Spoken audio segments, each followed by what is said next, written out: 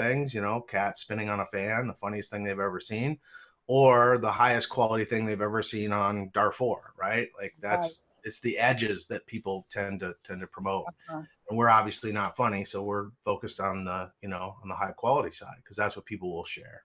mm-hmm, mm-hmm.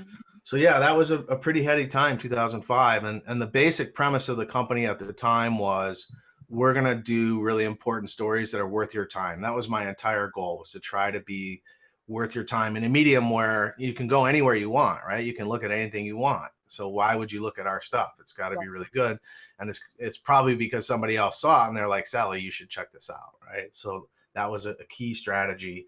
And we got off the ground. First year, we were really publishing our own stories. We did, I don't know, we've made 350 films in the last 15 years. So, you know, we've been on a pace of about 30 films a year. And, you know, it just kind of got to a place where we were having a lot of success, you know, winning awards and stuff, you know, being recognized as an independent company was great. And then we started taking client work. So the publication was where we started. And I always tell people, go make the film that you want to be hired to make, right? Mm-hmm. So, you know, it's probably not somebody who's just going to show up and say, I really like your name and where you're located, and we're going to give you a big pile of money to make a film about something you care deeply about. It usually doesn't work that way. Usually you got to go make the film and make something short that is really powerful around the topic that you care about. And then other people will find you, you know, like that tribe will show up. And that's what happened for us. You know, when we started putting films out, all of a sudden client work started coming our way. And, you know, I mean, we've worked with some really amazing clients, you know, on the editorial side, like National Geographic or Reuters, and NGOs like the Council on Foreign Relations, Starbucks on the corporate side. So, I mean, we've had a really good run with client work, and that obviously was a really important part of our staying alive, was having people actually pay us to do what we care about. And then we started teaching, you know, like I've always. So before you go to that part, Yeah. I just want to stop you. So yeah, you said this really great thing, you know, go make the film that you want to be hired to make. So in those early days, you know, long before you had 350 films, what was your favorite film that you made? What was that film that you were like, this is the film I want people to see and know us for? Man, that's, you know, I bet you I've been asked that question 1,000 times in my career. And I have a cheat, because the only way to really answer that is to say it's the film I'm working on right now. Otherwise, the people you're working with right now are like, hey, what am I, chopped liver? You know, like I know you guys won like a big award for that last thing, but like you're supposed to be focused on what you're doing now. So it's really hard for me to answer that question. I obviously have some films that I care deeply, deeply about, but I do feel like all 350 of those films are, you know, they're little babies, they're little children that you live with and battle in the edit suite over, and, you know, just toss and turn at night. And I mean, I think everyone on here on this call has made a film, and you know how emotionally draining it is, right? I mean, it's just a hard thing. It's funny, I'll tell you one little sidebar here. You know, I live in Silicon Valley now, and all these people here, I'll go to a party pre-COVID, and people would say, so what do you do? And I'd say, oh, you know, I'm a filmmaker. And they say, oh my God, that's so cool. Like, they make software. They're like, a filmmaker, that's like the coolest damn thing ever. That's so fun. That's so interesting. And then, of course, everybody knows the next question that they ask, which is, how does that scale? And you're like, well, you know, it's not software, so it actually doesn't scale. It's hard as shit. It's like every time you make a film, it's a new challenge. You know, you can build on things you've learned in the past, but like every one of them is unique. Everyone is different, and it's really hard, you know, and there's always blood on the floor in the process. And you can just see the sort of interest in their face drain. They're like, this guy's an idiot. He's working in a space that's not going to make $100 million. There must be someone else at this party for me to talk to, you know? And then they leave, right? Like they don't want to really, they think it's cool what we do until they actually realize how hard it is and how fiscally irresponsible it is to practice this craft, right? Then they're moving on. But it's interesting. So, sorry. But it's interesting to be in that world of how does it scale, you know, because I don't think filmmakers, you know, are thinking about that. But I still want to say, in those early days, what was a film that you were like, this is the film that I want to make, that I want to be hired to make? Yeah, probably Kingsley was our first. Uh, I think Kingsley really put us on the map, and for a variety of reasons. I mean, first of all, I was a small company. I actually made my first hire right around that time. Really Mm, important hire, a guy named Eric Mayerson. And I'm a big believer in what I call under promise, get the job, and then over deliver, right? Like, so I said to Eric at the start, I remember our first lunch, I sat down with him and I said, look, I can guarantee you that I can pay you next week. I guarantee it. I don't know what's going to happen after that. And Eric worked for me for 11 years. So I mhm. definitely under promised at the start of that relationship and then over delivered with, paying his salary for 11 years. And Eric did incredible work for Media Storm. And the first thing we worked on together was a film called Kingsley's Crossing. And Kingsley is a story about a guy who goes from Limbe, Cameroon, across the desert, across the ocean to get to Europe to make a better life for himself. Amazing story. It was shot by a French photojournalist who spent 6 months following Kingsley all the way through this experience. Really powerful. And the way it worked is, we had the body of photography. He was a still photographer who shot it. So we had all this amazing imagery. And then we had Joe Bard sit down with Kingsley and he asked him one question where he said, tell me what happened. And Kingsley talked for 3 hours, guys. He had kind of some notes, but he basically told the story over a 3 hour period. And we took that interview and we cut the film against that interview. And that film won an Emmy. We were a web-based company and, it won an Emmy in new documentary storytelling or something. I can't remember what the category was. But we've been nominated for 17 Emmys over like an 8-year window. And Kingsley started that process. And I never thought like awards mattered. Like that's not why we made the film for sure. But there was some legitimacy about that. Like Sheila Nevins would see us every year at the Emmys and be like, didn't I see you guys here last year? What's the name of your company again? Right. Who are you? Yeah. And she's like, you're on the web thing, right? And I'm like, yeah, we work online. And she's like, why? And I just felt like the reach was going to be big there. And that's certainly turned out to be the case. So yeah, Kingsley was its own unique thing. One other thing I'll tell you about Kingsley that I always love to talk about is when we launched that film in 2007, that was a 22.5-minute film. And 65% of the people who clicked play on that film watched it to the end. So in 2007, all of my clients, everybody was saying, nobody can put anything on the web that's longer than 3 minutes. That was like the Right. YouTube attention Yeah. span, Yeah. total bullshit concept that everybody was running with. And we were trying to break that model. And for me, I don't know what you guys think, but if 65% of the people watch your film to the end, like I think that's a pretty good completion rate, especially online when you've got 9 million things begging for your attention. So I always thought that was a kind of a breakthrough project for us in a variety of ways. Mm. And it holds up, like I think that, for sure that it's dated technically. It's, a 640, 480 film. We didn't do it in, 4K because 4K wasn't really possible then. But I think the story holds up and story trumps technique, right? Story always matters more than technique. I realize it's a film that's built with still photography, but like once you get into that story, like you can't really, you got to know, does this guy make it or Yeah. not? Right. Yeah. And then once he makes it, there's a surprise at the end that's sort of shocking, right? There's a couple things that are just, and that's what good stories do, right? They set up some tension. There's some action, some rising tension, and then there's a resolution to the problem. And Kingsley has all of that in it. So, And did you already have your business model at the time about the paying for the individual film? Had you already set that up then? I had that in my mind as the model, but we were still publishing for free. So when we started Oh, off, we were not charging for our films. We were trying to build audience. And we got to a place in 2012 where our audience was significant. We had sort of proven our mettle. I don't know how many films we had done at that point, but it was probably, it was more than 100 films, I'm sure, at that point. mm, And then that's when we flipped the model. In 2012, we launched two films, A Shadow Remains and Rite of Passage. Shadow Remains was with Phil Toledano, who had lost his father to dementia. And Rite of Passage was with Maggie Stever, who had lost her mother to dementia. And it took 5 years to bring those two films to the site. I always saw it as a package, project, and was just trying to convince those two, and we finally were able to do it. And that's when we launched our pay model.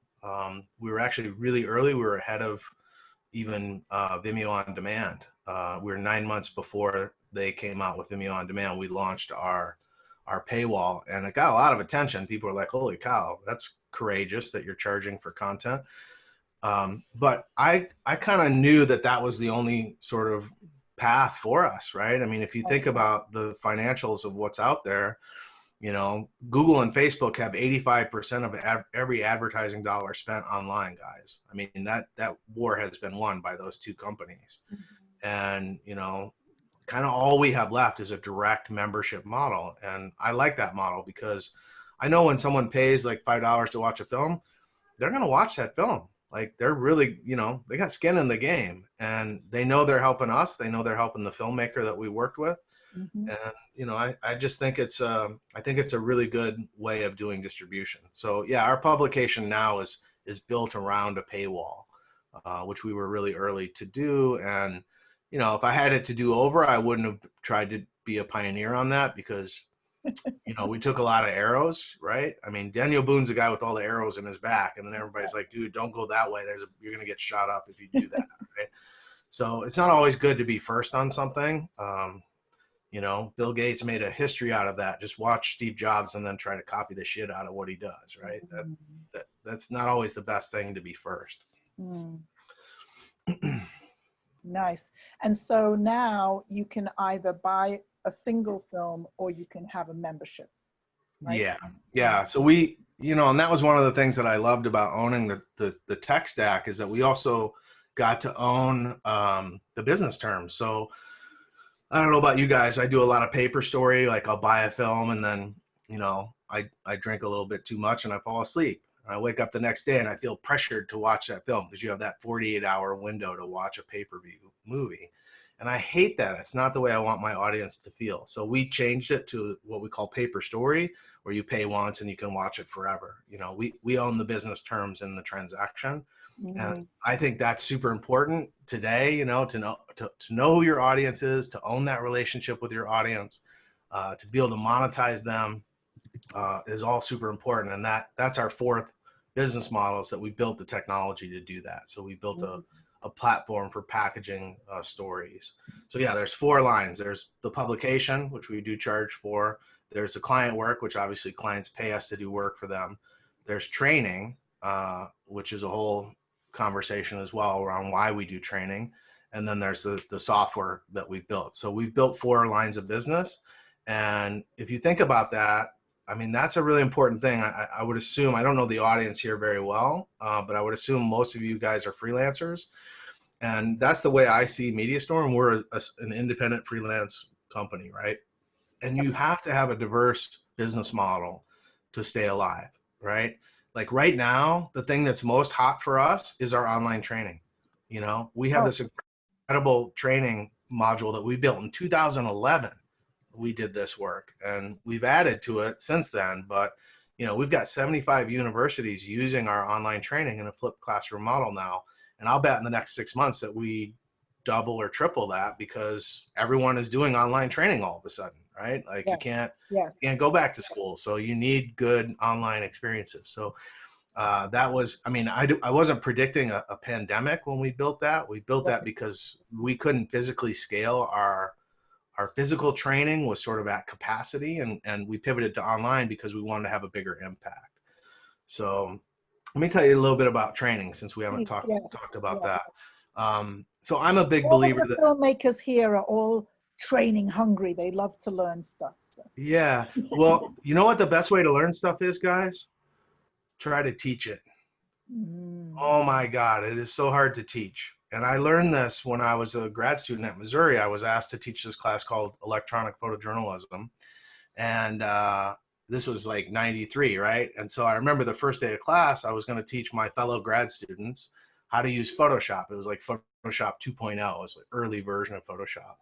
And I vividly remember going into class, sitting in front of all my buddies and being like, all right, guys, today we're going to learn Photoshop. It is so amazing. You are going to love it. Here's how it works. You double click this thing, you drag it over there, you drop it, and it does that. And I was like, oh man, I have no idea how Photoshop works. I can't teach this at all. I didn't know what anything was called. I had no methodology. I had no structure for how I was like intuiting my way through this program. I couldn't teach it. And what I learned in that moment was you don't know anything until you try to teach it. Teaching is incredibly hard. And I have pushed my staff over the years to be educators for this reason, because it forces you to why you're doing the things you're doing. What are things called? What is our nomenclature? How do we share a philosophy across 350 films, across a staff, right? Mm. And so education has always been something I care deeply about, because I think it pushes you to be really good at what you're doing. And I also just think spiritually, man, there's nothing better than giving back, you know?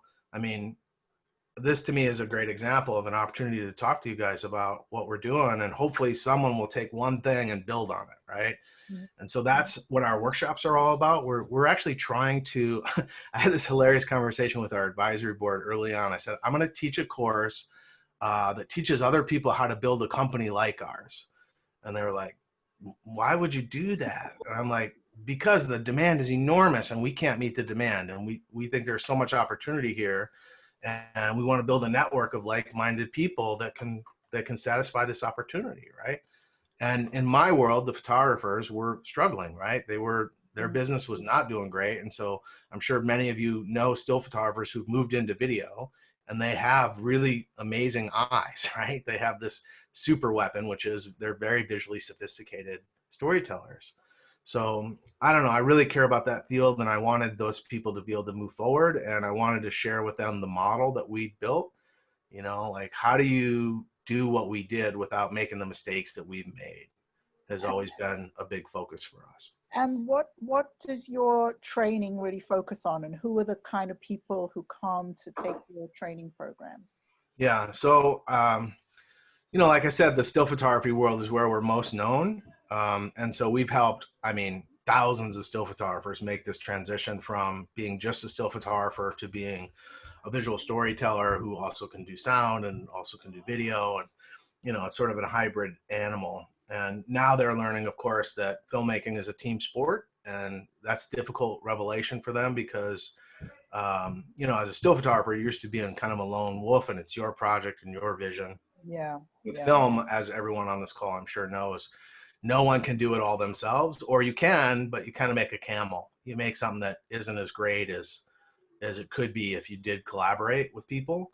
And so that's a tough thing for still photographers still to this day, to accept that they can't do it all themselves, that they're really better if they collaborate with someone, for example, who does motion graphics. You know, that's like a Yeah. true craft, and you need I, people I who are find I excellent at find that. that's a tricky thing for most filmmakers. You know, Is that there's right? sort of wanting to hold on to doing everything instead of Sure. building that team that can really actually get your vision out there. Hmm. Yeah. Yeah, and I mean, I think, you know, if you look at our work closely, you'll see that it's a really talented set of people, but it's not a huge set of people either. I mean, we're not like this massive production house, right? We're very nimble, very, um, you know, focused on, you know, getting the right person on the job at the right time, and trying to be efficient in that process as well. So, so you train photographers, but you also train filmmakers, don't you? Oh yeah, of course, of course. I'm just saying we're, you know, my universe is more in the. I think I just know the still photographers. I actually was talking to Berkeley about, you know, working with them in their doc film program, and that was their one of their big criticisms of me was, you know, you seem to know a lot of still photographers, but not the filmmakers that we love, right? Mm. Uh, Fine. Yeah, fine. That you're doing your own thing. So then, what about the fourth part of your business, the fourth strand, the software Yeah. So so when I think about sort of the evolution of things, first it was, you know, the challenge that I saw was these great projects weren't getting out in the world. So we started a publication, right? And we started publishing that work that we saw.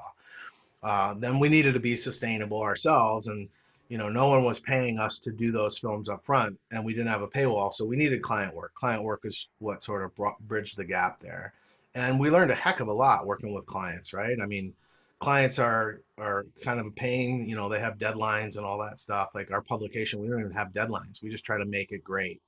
You know, like we always publish when we feel like, I'm sure everyone's had this experience, like you're working on something and you're making it better, you're making it better.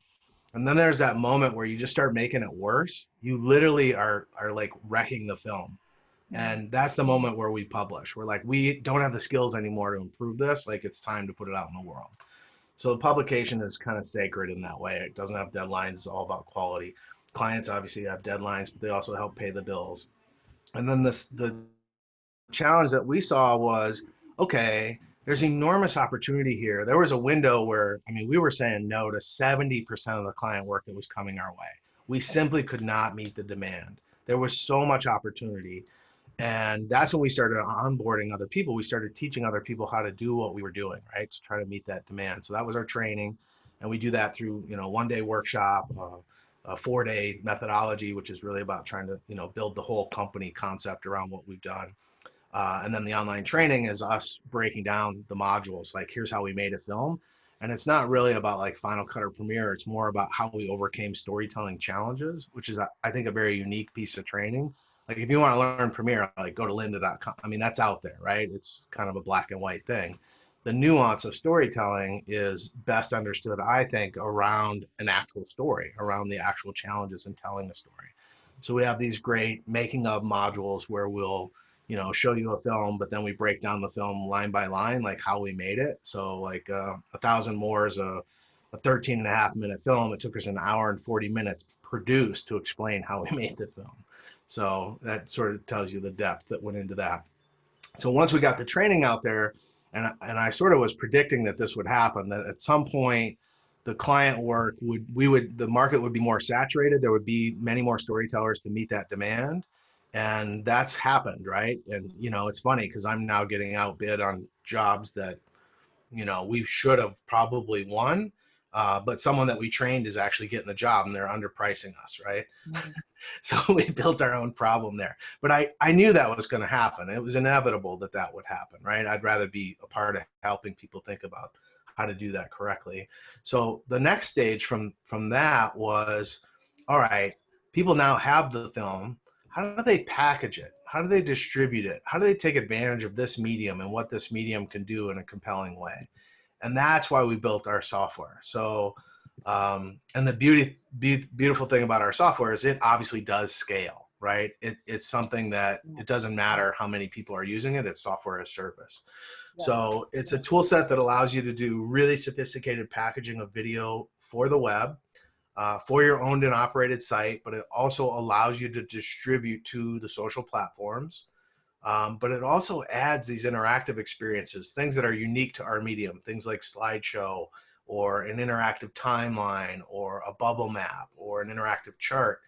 And the way we got to that, this would be much easier to show than to talk about.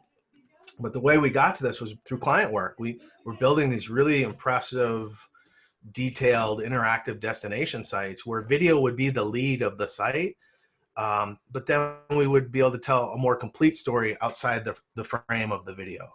So for example, you know, we do a big destination site on Darfur.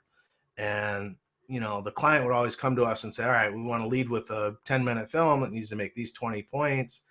And I'm sure everyone on the call has had this experience where you read those 20 points and you're like, man, this does not belong in a film, right? It'd be like, what's the GDP of Darfur, you know? Right. Right. And like that doesn't belong in, that's data. That should be an interactive experience.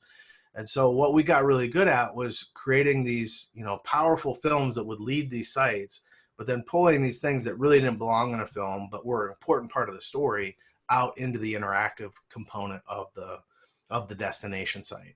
And so we've now built a tool set that supports that concept. We're redesigning our entire site around it. And we're also licensing that software to other clients. And that has been the last few years of my life has really been where I've been focused. And it's been an amazing process. It's helping with the problem that we see now. That's kind of always where we work. Like the problem we see now is there's a ton of great films. How do you best present them, distribute them, monetize them, package them, right? So that's really where our focus is today.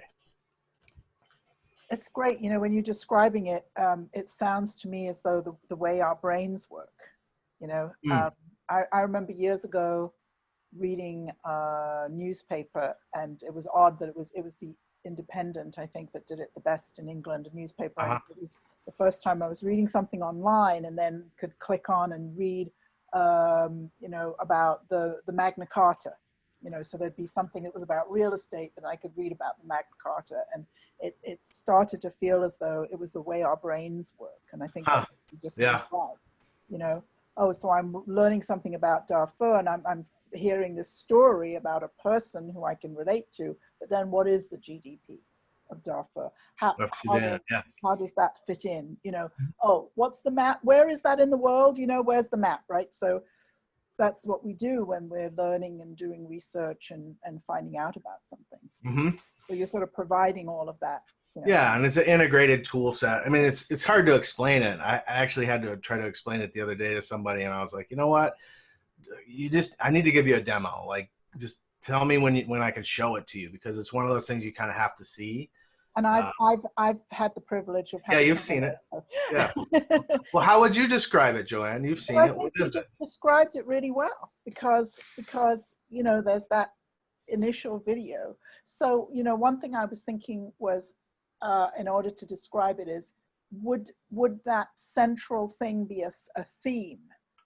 You know, so for example, one of my clients is on the call. We were talking yesterday, and she's making a film about that's to do with immigration, and it's to do with Cambodia.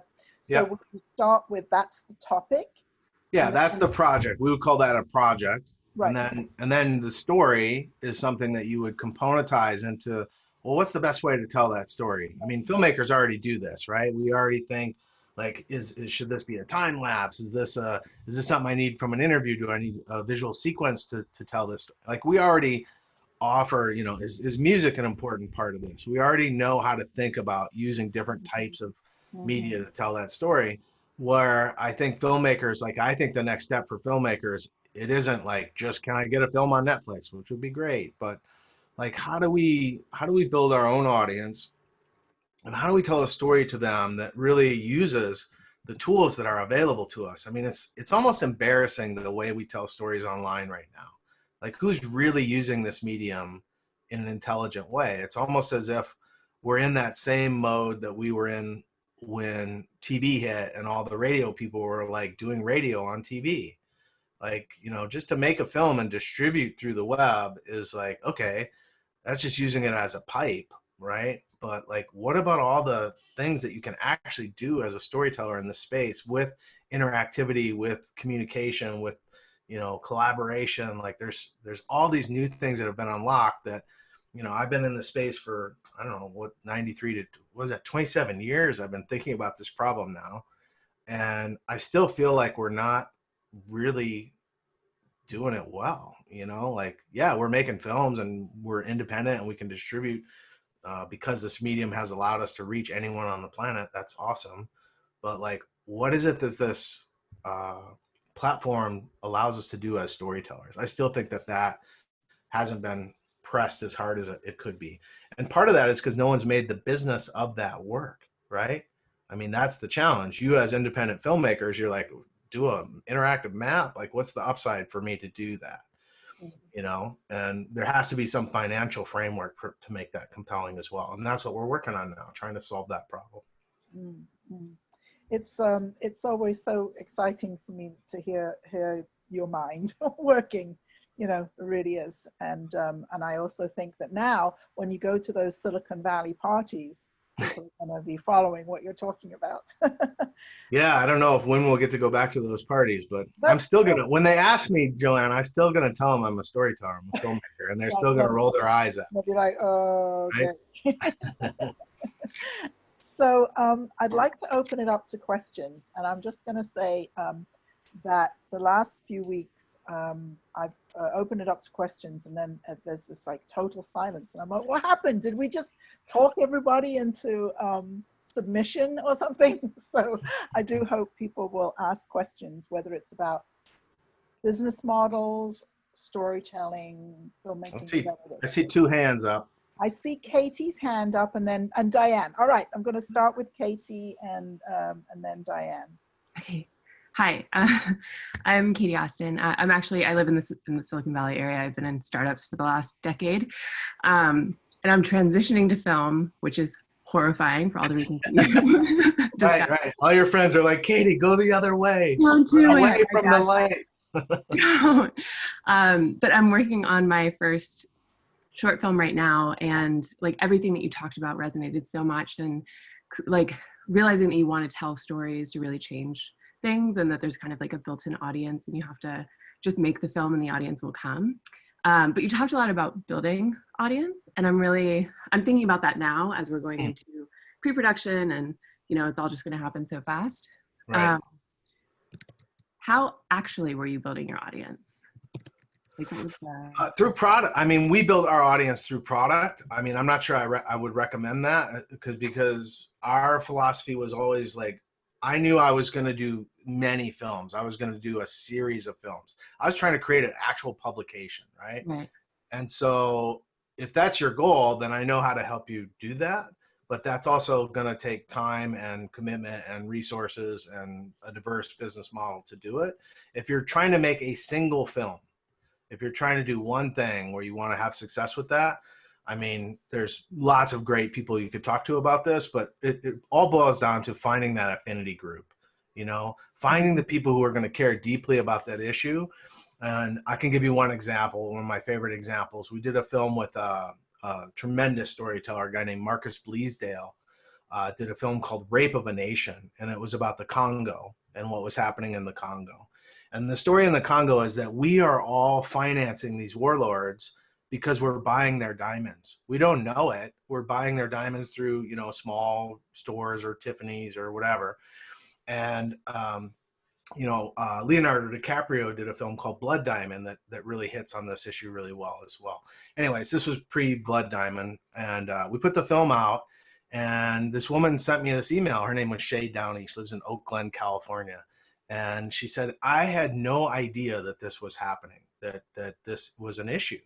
And most of my career, this was the problem that I was trying to solve. As a journalist, I was always trying to give people information about an issue that they didn't know about, that they should know about, that they probably didn't care about, but they should care about, right? That's the role of a journalist, is to shed light on an issue, and give you the information. So we checked that box for her. We gave her the information. But the second thing she said was, I own a small jewelry store. And I was like, oh my God, this woman is like a change agent. Like, she could actually change the way this story unfolds, because she could decide based on what we've taught her to buy diamonds in a different way. And that's like a magic moment. We found this affinity group, right? The most magic thing about that, though, is what's possible now today is what Shay says next. She says, of course, I'm part of a Facebook group, Small Jewelry Store Owners of America. And I just forwarded this film to everyone in that group. Now, I could have found that group myself and said, hey, I'm Brian from Media Storm. You guys should check this film out, and here's why. And they'd be like, who is this guy marketing to us, right? But when Shay did it, she repositioned that film into that affinity group in a way that was so powerful. She basically said, guys, we can have a direct impact on the people in the story, right? And that's what I think you're trying to do today. And I don't know what your film is about, but like finding that affinity group is like gasoline on your fire. That's how things really start to spread, and can have an impact, right? I mean, I don't know if I answered that well, but I feel better. No, I think that, yeah, that was great. Thank you. Wonderful. Thanks, Katie. Diane, go ahead. Oh, you muted. You're on mute, Diane. Oh, Diane. Okay, am I unmuted now? Yeah. Yes. Hi, my name is Diane Mackenzie. It's great. Amazing, Brian. It just really, everything that you're talking about. And thank you, Joanne.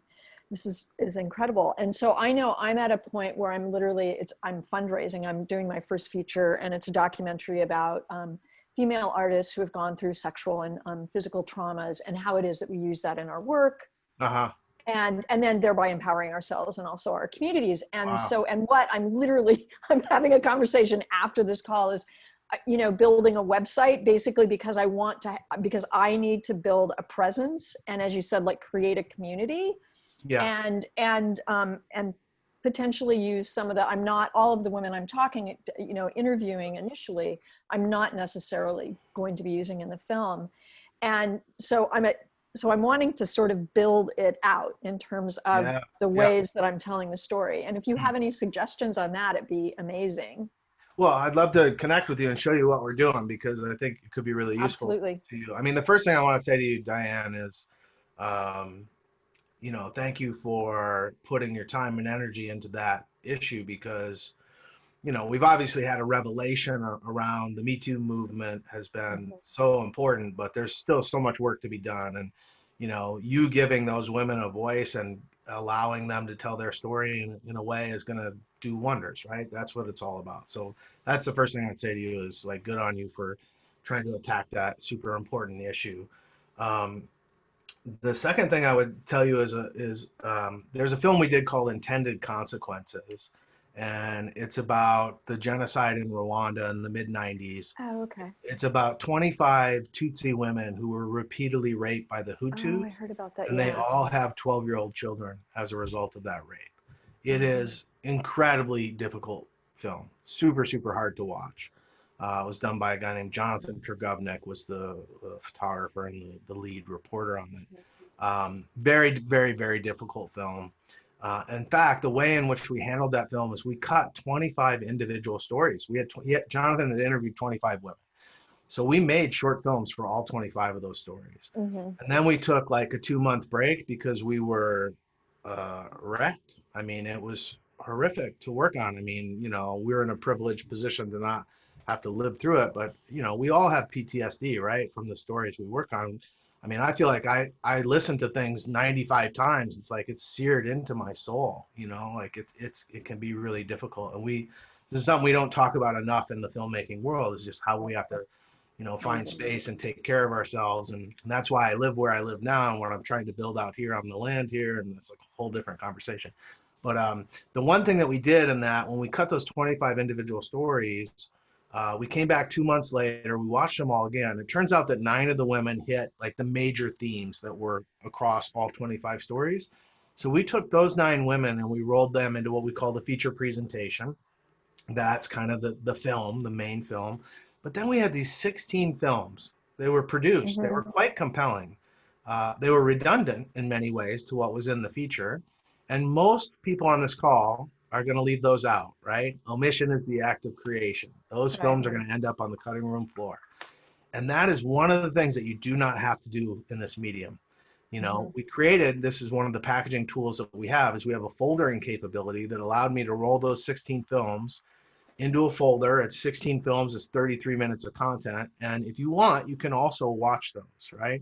Like I didn't want to throw those films away. Those women were so brave in coming forward to tell Jonathan those stories that I just felt like it would have been really wrong to not publish them. Now, you also have to be careful. You don't want to be lazy. You don't want to be like, well, I'm just going to vomit up everything I can onto my website. Like you still got to craft it and curate it and package it. But we had done that for each of those stories, right?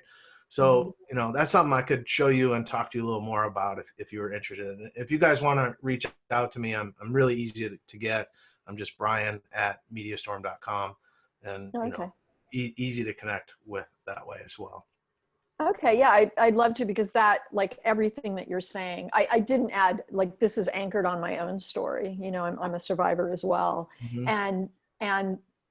And one of the things that I've been feeling is like these women are coming forward and talking to me, and some of them are telling me stories that they've never shared with anyone else. And it just doesn't seem right to just say, well, because I only am going to be able to use 6 or 7 given the time frame that I'm working with. Yeah. And it does, and it also is in terms of creating a community and a voice in order for me to raise the monies that I raise to make the film. It's like there's a number of different layers that this is happening on. Well, but yeah, so that's exactly. It's also telling more of the story. It's not just the film and the emotional thing. Right. What does the legislation look like? What's the timeline of this story? What does it look like in a historical context? And that's something that's, you could do in a film, but like might put your audience to sleep. But online, that can be like this deep dive, engaging, interactive experience that's added to the film. So that, yeah, that's the kind of thing that that we spend a lot of time thinking about. And then the other thing is environment. You know, Joanne knows, she's come to visit us here on the property. So we moved. We were in New York for 14 years, right, as a company. And boy, it's really tough. I talked to my buddies back there, and they're like, everything that was great about New York is shut down right now. And so they're trapped in their tiny little apartments and just hating it. And they're pissed at me because I live now in the Santa Cruz Mountains on 5.5 acres with a couple dogs, right? So like we escaped New York, and what we're trying to build here is, you know, we have the land to build this production facility, but also like a way for filmmakers to come and to do, you know, do a residency. Like we're going to put tiny houses on the property Oh my where God. people can come and stay for like 3 months or 6 months and really dive in and work on a project. And yeah, it'll probably be centered around a film, but then you'll also be able to use all these other tools to tell that story in a more compelling way. So I'm calling it like a storytelling commune is kind of the way Oh, I'm this is thinking so about incredible. this place that we've got. And, you know, it's something I've been thinking about for 25 years and never had the space. I couldn't afford to do it in Brooklyn. It was just not financially possible. So, you know, I mean, and not as beautiful as what you have. yeah, Santa Cruz, yeah. I always like to start and end on time. So, but Thank if you, Brian. a I'll few reach more out. questions. Stephanie first, then Thomas. yeah. Hi, Ryan. Thanks so much for spending your time with us. I actually am also recently in New York to Bay Area Oh transplant, no, yeah, Palo Alto specifically. okay, Yeah, I just wanted, I'm also the filmmaker Joanne referred to about the Cambodian immigration feature. It will be okay. my film and first feature. Um, I was just wondering, given COVID, and I know you have your own production facility, there's also, I guess, the opportunity to think about how we, you know, work on our form in this. And we shot a little bit. My partner is actually a photojournalist turned filmmaker as well. He shoots, you know, great pictures as well. How are you working in this environment now, and how are you thinking about storytelling now, given the restrictions that we face? Yeah, good question. Yeah, I've got a couple client projects that are very complex around interviews, you know, people wanting us to go do in-person interviews. Um, you know, I mean, it's interesting because, you know, you can shoot an interview from 6 to 8 feet away pretty easily, right? And why not do the interview outdoors, right? I mean, I think those are kind of the fundamental two things that we're looking at is let's, you know, and it sucks because, you know, you never want to do an interview outdoors if you can avoid it because you got birds flying by and unavoidable sound and planes and all that stuff. But it just seems like that's the only prudent thing to do right now is to, you know, either do it that way or do it like this. I mean, I've been doing some interviews over Zoom, and I think people will be pretty forgiving about that. I think it's a new aesthetic. I mean, Joanne, when we first got on, she's like, "Oh, nice background." I'm like, "Yeah, you know, well, I basically live on Zoom right now, so I thought I'd throw a background up. You know, like you don't need to see what's behind there. You don't want to. It's a mess, right?" So it's a new visual aesthetic that we're all dealing with. I mean, I don't know about you guys, but like this is my world now. I'm talking to people all over the world via video conference all day long. So I think there's going to be some film that gets made around this aesthetic that is going to be pretty interesting, and people will get it. They'll understand it. It's like looking at old VHS or old Polaroids. It sort of represents a time, right? This is a visual timestamp of 2020, this crazy, awful, insane year. Did you guys see the picture this morning of the Statue of Liberty getting hit by lightning? I was like, oh my God, that's the perfect metaphor for 2020. You know, like that's what this year has been for all of us, right? But so yeah, those would be my two ideas: either do it from 6 to 8 feet away, longer lens, or do it via video conference. Like we're trying both right now. I don't have the answer yet because we're kind of in the middle of that process. Brian, it's 1 minute to 10. Can you take another question? Yeah, I'm fine. I'm okay. I've got a half hour before my next meeting, so All right, Thomas. whatever you guys need. Thomas, go ahead. You need to. Hey, Brian. Thomas Allen Harris here, filmmaker. Hey, Tom.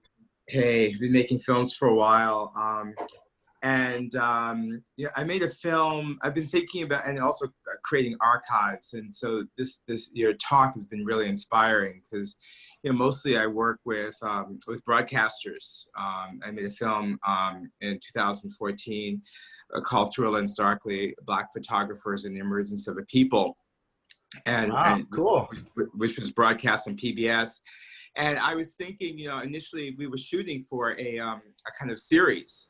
And then when we got money from ITVS, it was like, well, we need a 90-minute. And so I have this amazing history. We interviewed about 56 people, 26 were Black photographers, many of whom had kind of rescued the archives of the previous generations of photographers and their stories. And then others were scholars. And so, I'm sitting on this amazing stuff that was shot beautifully and has this kind of DNA and aesthetic. And I've been talking with my partner, well, how do we kind of do our own series that is much shorter? Do we look for a broadcaster or a venue? And so this is kind of interesting to be thinking about this, as our own kind of release and using the web to release this short content, which is so kind of crisp and beautiful and also poignant and informative. So and then I have a couple of other projects. I've been interviewing people about their family photographs for about 10 years, and for another series I did, and thinking about how do I release that content as well. That was a series that was on PBS last year, the pilot series called Family Pictures USA. I think Joanne might have mentioned it to you. And so we interviewed for that series, we interviewed almost 400 people about their family photographs, and only a fraction get in the show. Right. So so I would love to just hear some responses or thoughts, and hopefully perhaps have a conversation offline as well. Yeah. Well, I mean, we have been on some collision course, my man. You and I should have met each other a long time ago, I think. And I think Joanne probably saw that and was like, I need these two people to meet each other because we're headed in the same comet path or something, right? So we definitely need to sit down and jam, man, talk about what could be done, because I have a ton of ideas around what you're trying to do, and what we have built is for you. It's for you to take the framework of what you've already built and really make something out of it, right? So yeah, let's definitely have a conversation as your schedule allows. I'd love to learn more. Great.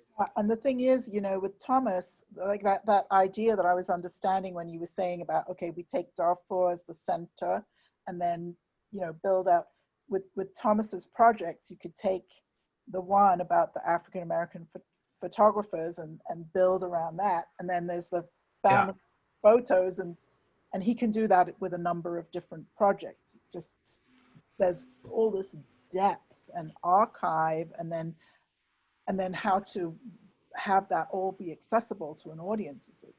Wow. Yeah, great. Very excited to talk more with you and learn more about that. Sounds like a really important body. Thank you. Likewise. Thank you. Chowane asked, am I saying your name correctly? We haven't met before. It's Joanne or Cece. Joanne, that's great. Thank you. Cool name. As long as I could say it. Yeah. What was your question? What's next for you, Brian? What? I'm sorry? What's next for you? What's next for you? Yeah. Well, next is really I'm just gonna sound totally absurd, but I'm trying to we're renovating the garage right now. The garage is almost done. There's a dude right now who just finished epoxy walking out the front door. So we're going to be able to spin up 4 or 5, workstations in the garage, which I know is very Silicon Valley as a concept. And, it's because we're trying to build facilities, and that can take a year up here. And I just can't wait any longer to do that. So yeah, I'm doing some home renovation to try to, create some space for, more resources to be applied to the projects that we're working on here. It's interesting, this whole concept of that we're trying to build, this storytelling commune, is being challenged a little bit with this pandemic thing. the last workshop I did, we had 12 people from 9 countries come to Brooklyn to this workshop. It was awesome. It was this, super unique group of people from different backgrounds, different prisms, different perspectives. And it was all in person, and it was quite lovely, and I really enjoyed it. And then the pandemic hit, and we pivoted to, like I did my last workshop like this. And it was okay. It's not the same, man. I'd much rather be in the same room with you guys and talk about this stuff. You pick up so much through body language, and there's many people here listening and probably cooking dinner and doing something else. It's like we're not engaged in the same way over Zoom as we would be if we were all in person. So I don't know. I kind of have this mixed emotion about what does that mean? Like, are we gonna be able to come back? I guess if we get a vaccine, then yeah. But I just don't know where that's going to play itself out. I feel like the concept I had of creating this physical place is being a little bit challenged by what does it mean to, have a pandemic that has no vaccine, right? But aside from that, which we're all living with every day, I mean, I'm thinking a lot about the software right now. I want to go solve the problem that Thomas Allen Harris, great name, by the way, I want to solve that problem for Thomas, right? Where he has a framework to operate against. And what I learned is that, okay, I could make 30 films a year, but it wasn't enough for me, man. I know that seems like a lot of films, but it's not enough of an impact. And I think the way we can have a bigger impact is to empower you guys to take these concepts and run like the wind on the issues that you're expert at. Like I can't tackle all the issues that I care about right now. I need an army to go do that. And, the army that we're building is through our tool set and our training and just, meeting people like we've met today. I hope I get to work with one or more of you guys on the problems that you're trying to solve, right? That's what we're built to do. So that's what's next, I think. Awesome, Shawan. That was a great question. Can I do a follow-up on that? Sorry? Can I do a follow-up on what Brian just said, like a question? Yeah, go ahead. And then I'm going to take Jonathan, and then we'll close. Okay. Go ahead, Stephanie. And this was a question Paprika had as well. Just how do you decide, what film that you jump on board with? What process is like? How do you choose distribution and all of that? I wish I had a very scientific way of answering that. I mean, I've been asked that many times, like, how do you decide which project, which film? And I don't know, man. It's, I see something and I'm like, that's important. That's, something that is intriguing to me. And I think I can actually help make it better. Like, if I'm not going to add value to it, I don't want any part of it, right? I want to help elevate what it is in a way that makes it successful, that makes it have an impact, that might, help it change law, or, like we've had a lot of success on social issue change in the work that we've done.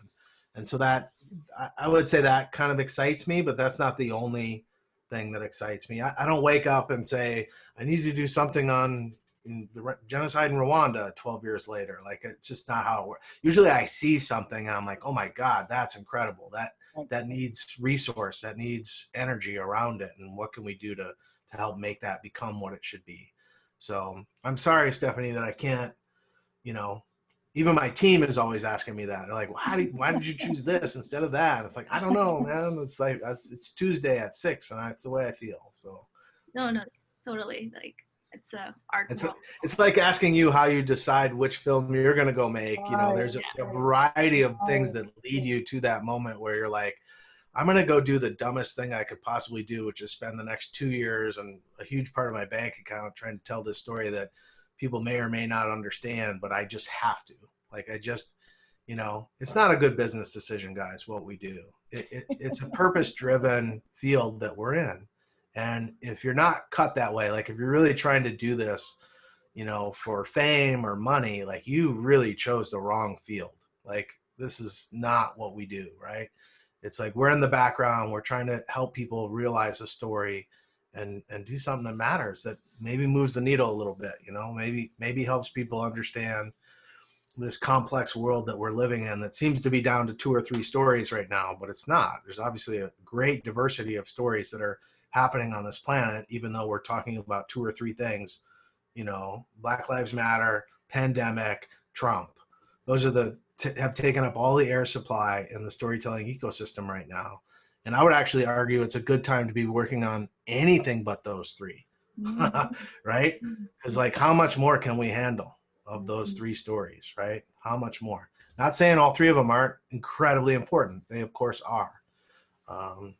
So don't be deterred if you're not working on one of those three. If you are working on one of those three, run like the wind. You know, like now is your moment. Like go fast, get it out, right? Yes. Let's take Jonathan's question and then we'll close up. Oh, okay. Go ahead, Jonathan. Hi, Brian. My name is Jonathan, and I'm from the Caribbean. Well, more specifically Trinidad. Trinidad, okay. Trinidad, and I own a family production company here, and we've been operating for many years, doing several things, right? Okay, good. And you really inspired me. I also was appreciating seeing the way how your brain work, and you're trying to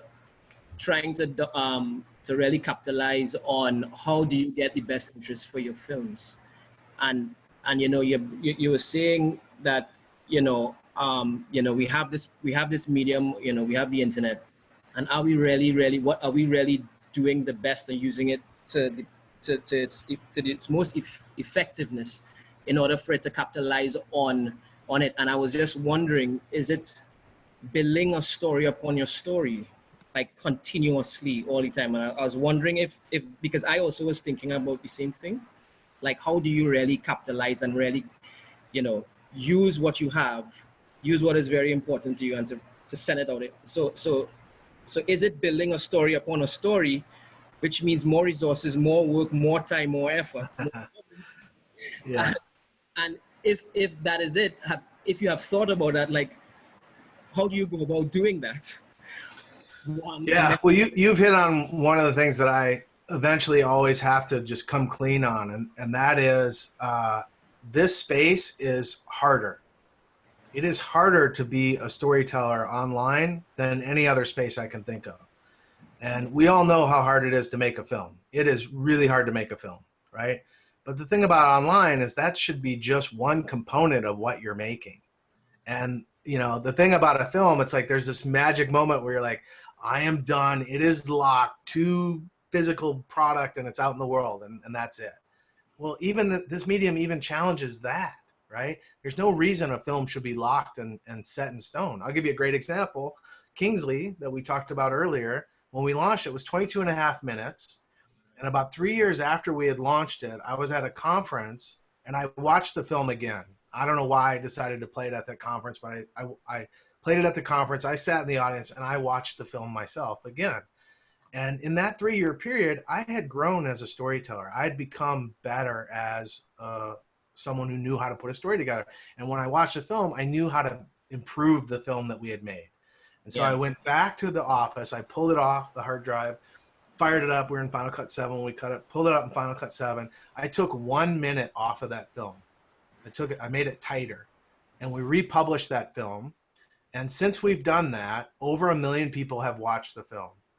That means that as an editor, I gave 1 million minutes of cognitive resource back to the planet. That's what I did as an editor. Okay.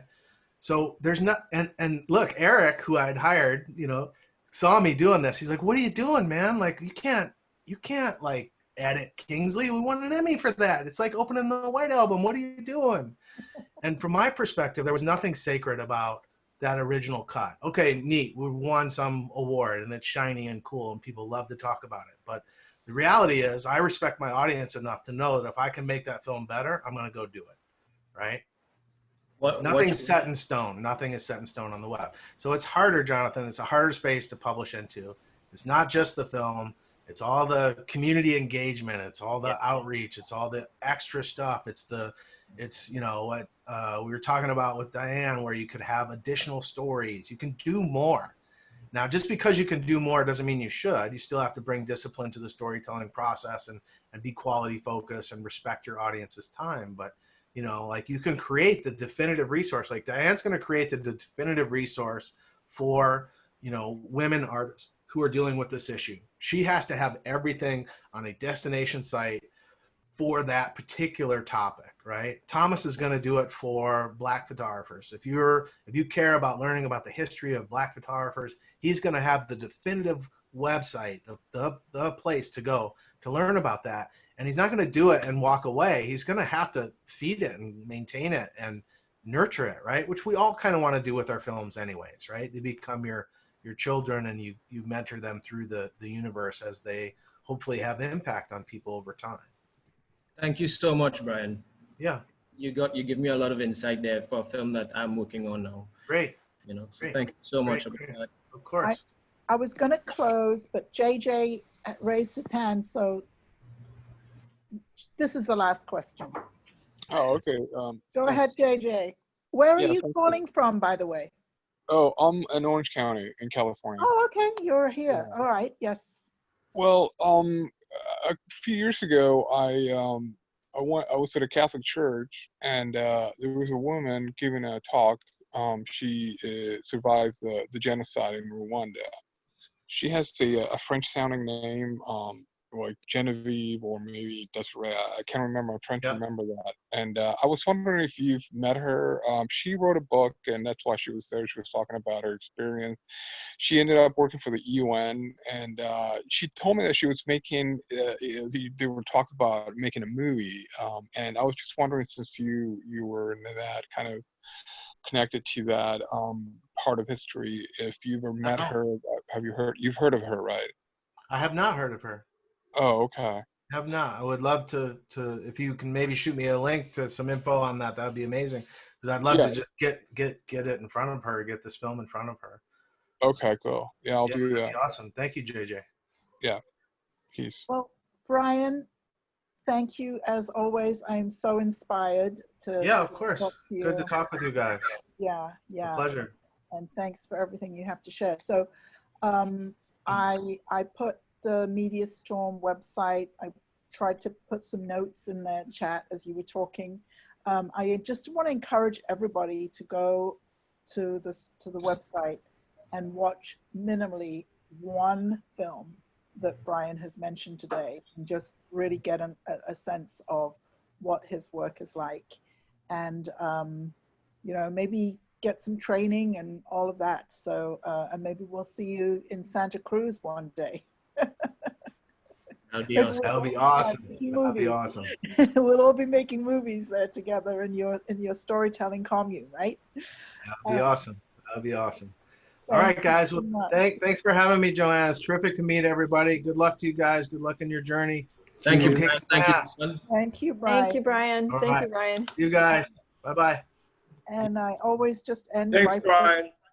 by yes, we'll put you two together, Thomas. I just always end by saying, if you want to talk to me about working with me, I put my calendar in the chat, and I'd love to talk to you about your filmmaking career and getting your work out there as a filmmaker.